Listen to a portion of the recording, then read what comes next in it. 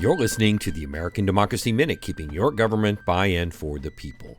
We have predictions this week on what 2023 legislation we'll see in state legislatures. After hearing our predictions, you may be making another New Year's resolution to join your local voting rights group. Since the 2020 elections, legislatures which bought into former President Trump's discredited vote-by-mail fraud claims have moved to make mail-in voting more difficult. To avoid the appearance of voter suppression, conservative legislatures compromised, and 16 states have added early in-person voting since 2020. But in 2022, Georgia, Texas, and Iowa voters loved early voting a little too much by the measure of some Republican legislators. In Texas and Iowa, legislators moved to limit early voting, shortening the hours in Texas and the number of days in Iowa. In Georgia, 2021's SB 202 shortened early voting for runoff elections, and while court action ultimately added more days for the Warnock-Walker Senate race, there were fewer voting locations for the runoff than the general, causing long lines and wait times. Voters were tenacious in the midterms. They overcame mail-in voting restrictions by mobilizing to vote early in person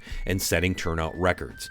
Our prediction for 2023, more anti-voter legislatures will push laws to shorten early voting because its convenience and flexibility is too helpful for groups they don't like. We have articles and groups taking action at AmericanDemocracyMinute.org. For the American Democracy Minute, I'm Brian Beal.